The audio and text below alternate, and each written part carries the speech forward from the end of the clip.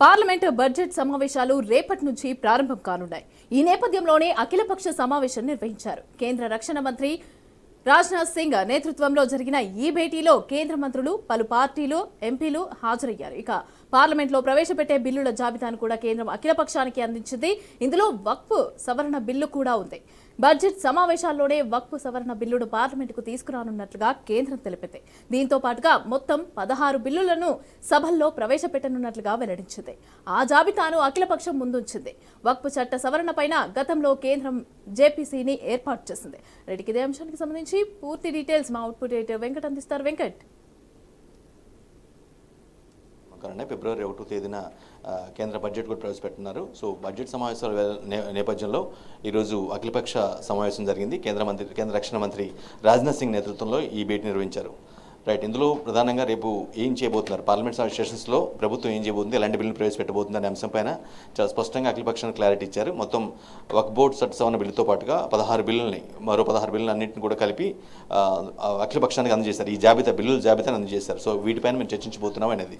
So మెయిన్గా ఏంటంటే వక్ఫ్ board చట్టం దాని మీదే కొంత ఎక్కువ ప్రియారిటీ ఉంది. ఎందుకంటే ఇప్పటికే దాని మీద జేపీసీ ఏర్పాటు చేశారు. మార్పులు సవరణలు కోరుతూ ఆల్రెడీ ఆహ్వానించారు.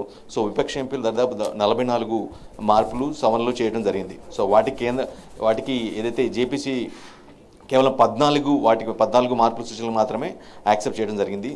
సో ఈ నేపథ్యంలో విపక్ష ఎంపీలు కొంత ప్రభుత్వాన్ని తప్పుపడుతున్నారు. చేసిన జేపీసీ ఏర్పాటు చేశారు, బాగానే ఉంది, మార్పులు సవరణలు కోరారు, కానీ ఇచ్చిన ఏదైతే సజెషన్స్ ఇచ్చామో అవి తీసుకోలేదు, కేవలం తక్కువ వాటికి యాక్సెప్ట్ చేశారు. ఇది కరెక్ట్ కాదని చాలా బలంగా చెప్తున్నారు.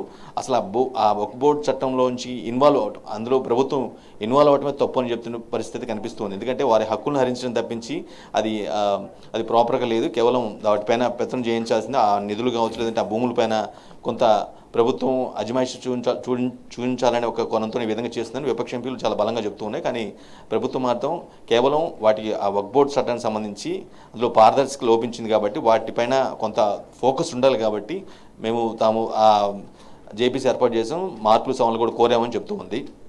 సో మరోవైపు 1వ తారీఖు బడ్జెట్ ప్రవేశపెట్టబోతున్నారు నిర్మలా సీతారామన్.